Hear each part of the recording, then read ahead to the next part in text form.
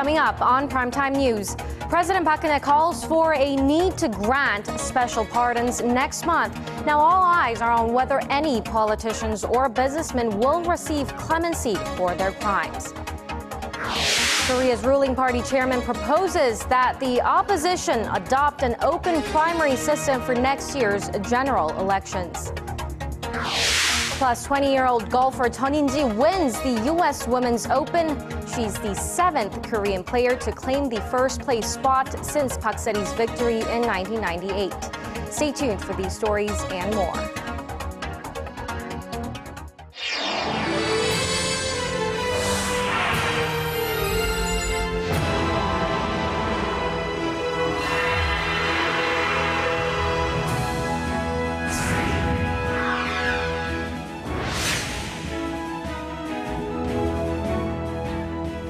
It's 10 p.m. on a Monday here in Korea. Thanks for joining us for Primetime News. I'm Daniel Choi. And I'm Hwang Jie. Thanks for tuning in.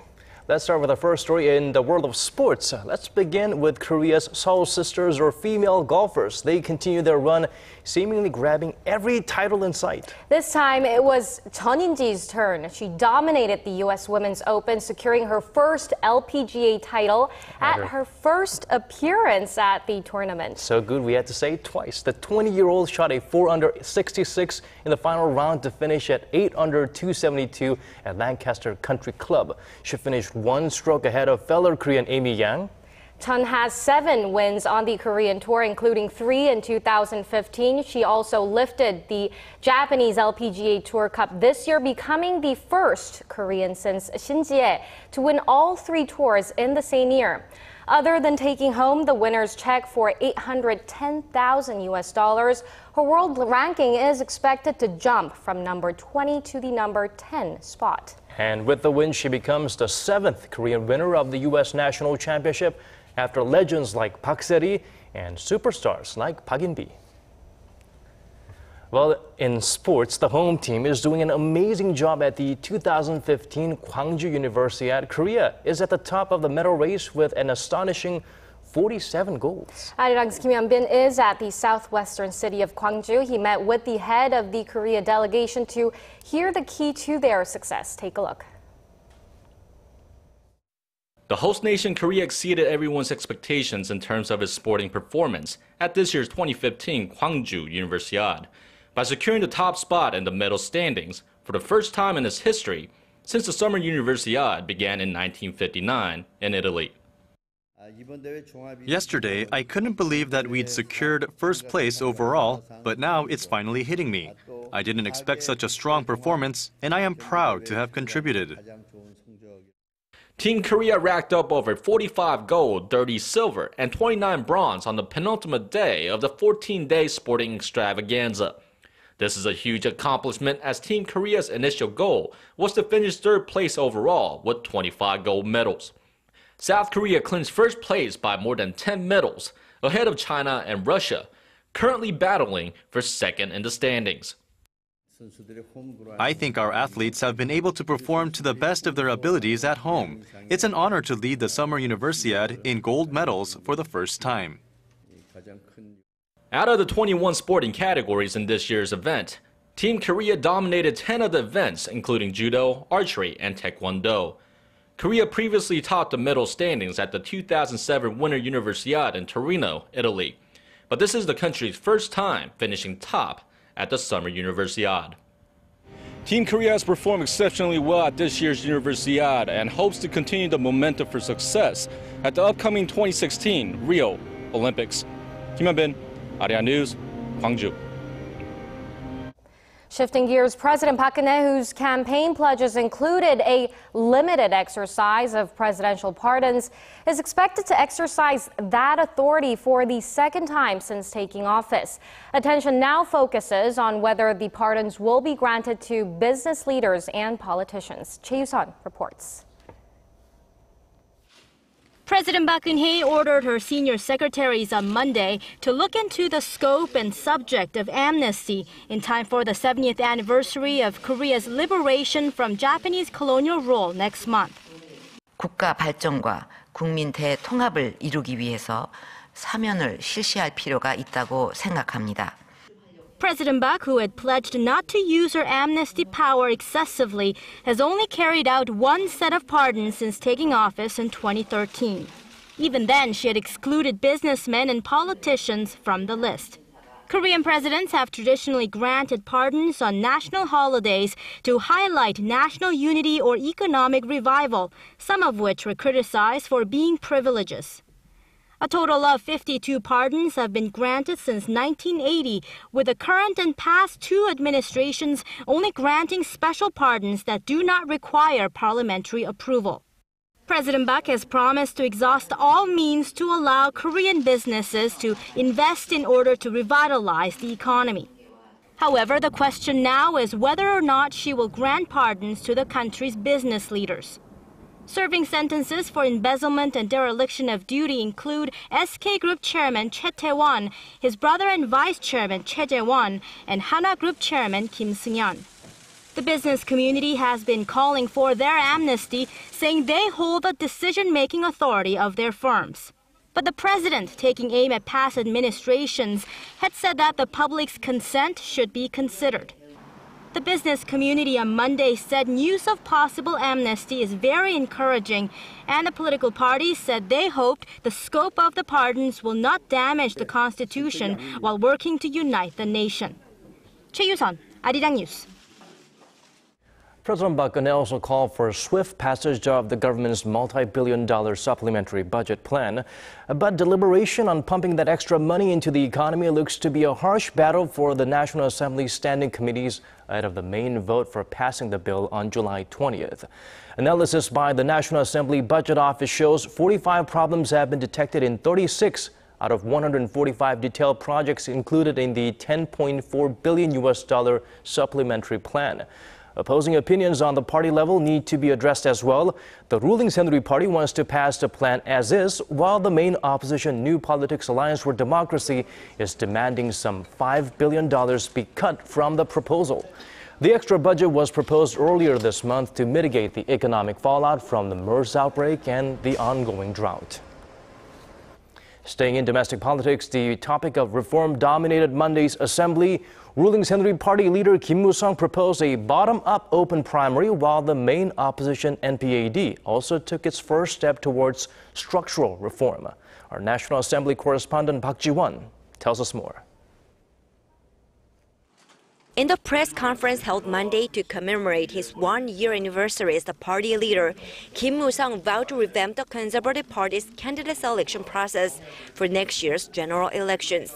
He said the party will adopt a bottom-up open primary for the elections instead of the top-bottom style candidate nomination process, which he believes has been the root cause of internal strife within his party. Kim also proposed that the main opposition party adopt the same open primary on the same day. Revamping the candidate nomination process can only be successful if both parties work together. I heard that the NPAD will carry out partial bottom-up selection and a partial top-bottom process. But I'm sure that's not what the public wants. The ruling Conservative Party also designated its new floor leader. Four-term lawmaker Won Yu-chul, chief policymaker under former floor leader Yoo Seung-min, will look to earn his fellow lawmakers' official approval at Tuesday's general meeting and begin his term. Watchers say the 52-year-old earned broad support as he is not considered to be in the pro-President Park faction, but maintains a good relationship with the party's Supreme Council members close to President Park Geun-hye. With his moderate and neutral stance, he is expected to help resolve the party's internal conflicts and mend relations with the presidential office. Meanwhile, main opposition NPAD subcommittee on Monday voted in favor of a revision of its party constitution to abolish the party's secretary-general system to increase fairness for new participants and tackle new challenges. Reform is not an option for us. It is an unavoidable path for the survival of our party, for the sake of victory in next year's general elections. The final decision on the party's structural reform will be made next Monday at another committee meeting. However, opposition and conflict are already rife within the party, opposing the ideas. Despite such opposition, the Liberal Party's Reform Committee has also suggested abolishing its Supreme Council system, which will be up for a vote in September. Park Ji-won, Arirang News.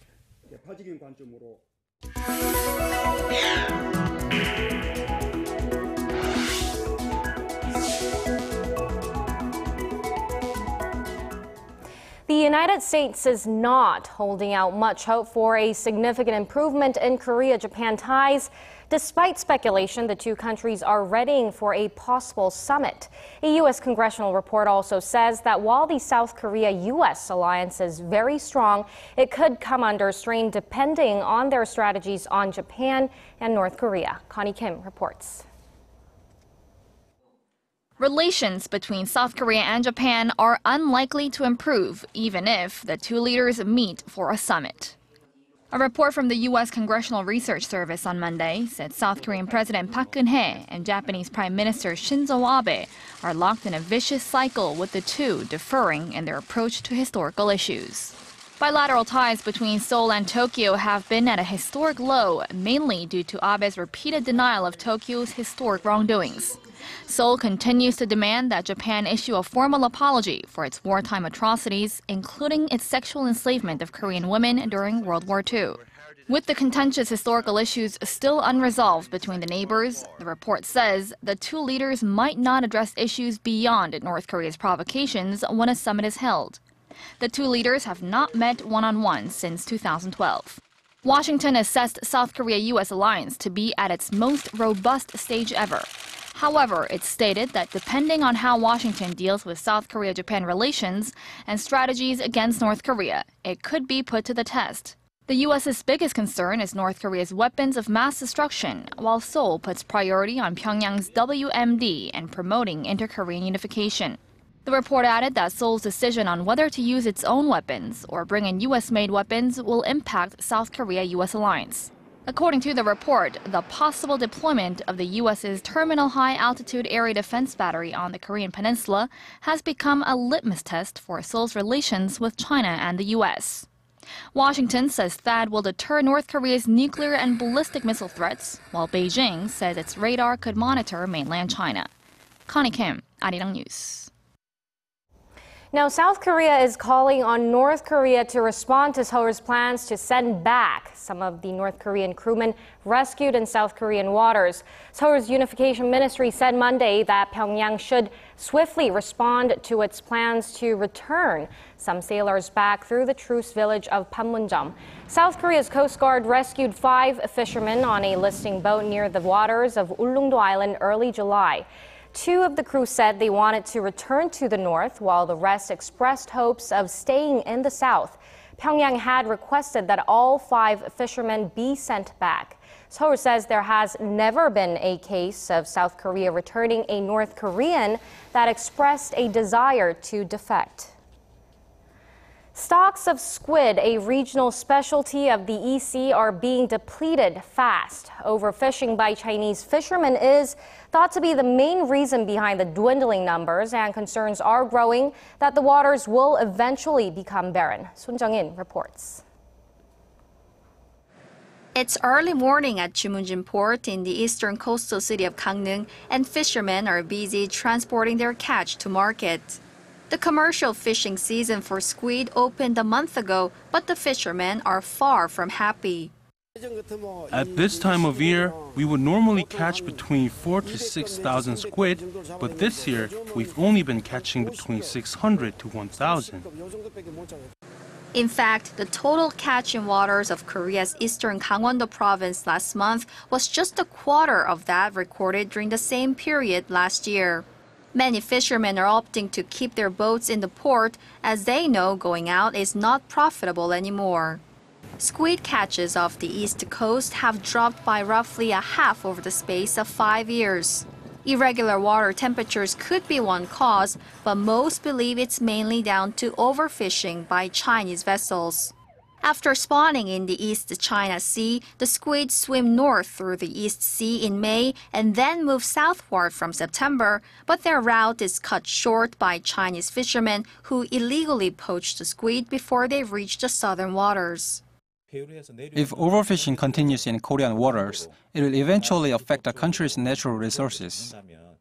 There are currently an estimated 1,900 Chinese fishing boats operating in North Korean waters, a 1,000% increase from 10 years ago. But as North Korea makes little effort to control Chinese fishing, South Korean authorities are struggling to come up with any effective countermeasures. 손정인, Arirang News. Moving on to other stories, the stock market meltdown in China has knocked more than 30% off its stock value in just 1 month. The Chinese government is pulling out all the stops to stabilize the market, but it remains to be seen whether its efforts will work. Let's turn to our Kim In-gee for this story. A month-long market rout in China has wiped trillions of dollars off the country's stock markets. According to Bloomberg, China's market value in terms of shares came to about $6.5 trillion as of last Thursday. That's down more than $3.2 trillion since mid-June. To give that figure some context, it's more than double Korea's GDP. China's stock markets have been one of the best performers in the world, at one point even topping $10 trillion in market value. However, since the middle of last month, the main Shanghai Composite Index has tumbled more than 30% as investors began offloading shares amid concerns the market was overheated, as they were extremely overvalued while the Chinese economy was weak. The slump continued despite government action, from a suspension of initial public offerings to ease rules on borrowing money for trading to stabilize the market. The Shanghai Index fell about 6%, while the Shenzhen Composite Index, which tracks stocks in China's second exchange, fell almost 3% in a single day, erasing more than $330 billion.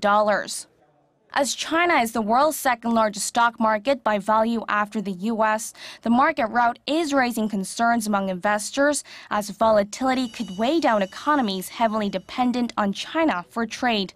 Kim In-gee, Arirang News. Conditions for the electronics and IT sector seem set to improve in the second half of the year, while the outlook is less than rosy for the manufacturing industries. This, according to the Korean Chamber of Commerce, which says electronics and IT sectors are expected to lead exports thanks to a growing demand in semiconductors as well as the release of new smartphones.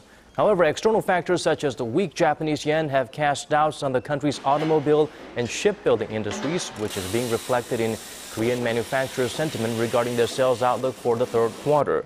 The Business Survey Index for manufacturers' sales outlook stood at 102, down 12 points from the second quarter. A reading above 100 means optimists outnumber pessimists. Manufacturers cited the MERS outbreak and a slowdown in the Chinese economy for the decline. The MERS outbreak appears to be winding down in Korea, but researchers are always on the lookout for new ways to treat such deadly viruses. Based on results gleaned from animal testing, a team of researchers in Korea has found that lactic acid bacteria in Korea's staple side dish kimchi is effective in preventing and treating similar viruses. Our Park Seri fills us in. Lactic acid bacteria found in kimchi are known to have numerous health benefits. In the past year, Korean scientists discovered its effectiveness in preventing and treating viral diseases like Middle East respiratory syndrome. All 2,000 pigs infected with coronaviruses recovered completely a week after they were injected with the healthy bacteria. Lactic acid bacteria from kimchi protects us from viruses by increasing immune globulin A in the intestine. The body then produces more immune globulin G, or interferon gamma, to prevent viral infection. The study, conducted by university professors from Korea and Malaysia, found that using probiotics as an alternative to antibiotics also produced healthier chickens. The researchers also believe kimchi probiotics can prevent influenza and immune system disorders in humans. At a hospital in Gyeonggi-do Province, some patients with respiratory problems are already being administered the healthy bacteria. Once proven effective, the researchers plan to initiate full-scale clinical trials. Park Seri, Arirang News.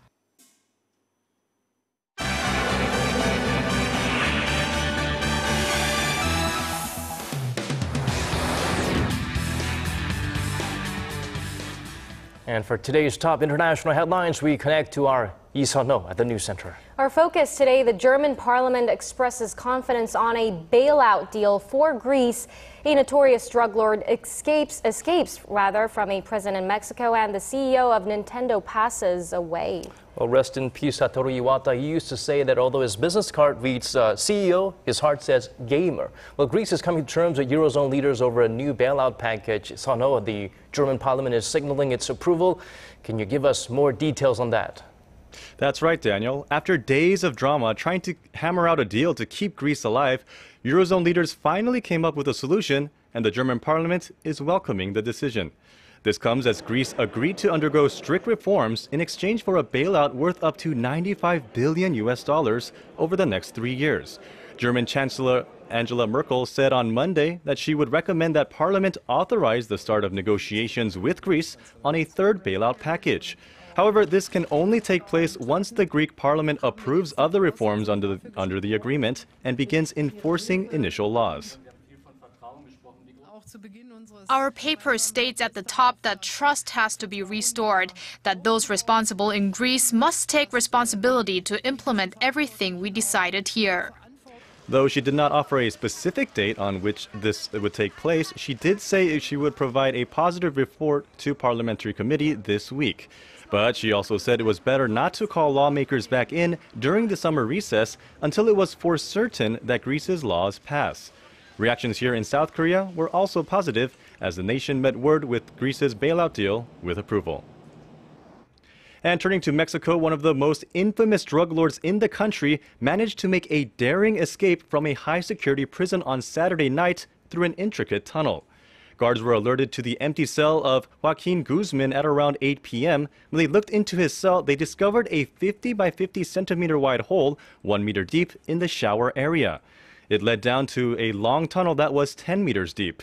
Now, this vertical tunnel was then connected to a horizontal one that was fully ventilated and measured around 1,500 meters long.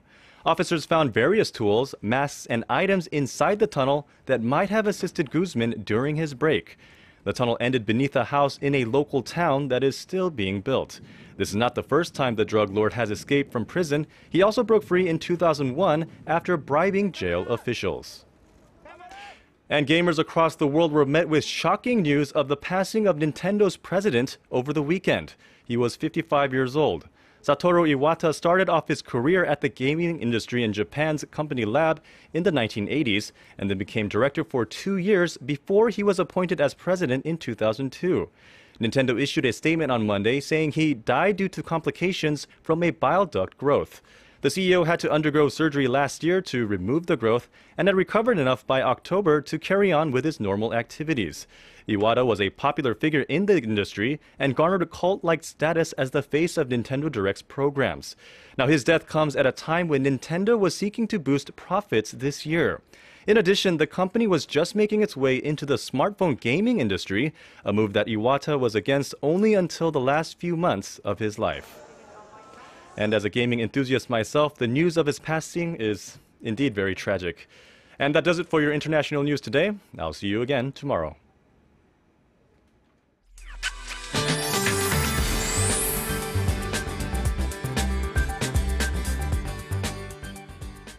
Typhoon Chen-hom dissipated this morning, leaving some damage behind on the Korean peninsula. And its wake, the nation got off to a gray, windy start to the week. But things are about to get sunny again. Daily highs in Seoul and other parts will be 7 to 8 degrees higher than today, soaring to 30s across the nation tomorrow. And there will also be lots of sunshine, which means UV levels and ozone levels will be very high in many parts of the country. So be sure to drink plenty of water and try to avoid being outdoors in the afternoon if you can. On that note, let's move on to tomorrow's temperatures. Seoul and Daegu will get blistering with highs peaking at 32 and 33, while Gwangju and Busan top out at 31 and 28 tomorrow afternoon. And as for the other regions, Daejeon and Jeju Island will see a high of 31 and 28, while Dokdo rises to 27. Now looking ahead, the 11th typhoon of the season, Nenka, is making its way towards Japan and could impact along the east coast on the Korean peninsula by the end of the week. So be sure to check back as we closely monitor this system. Well, that's all for the weather. Good night.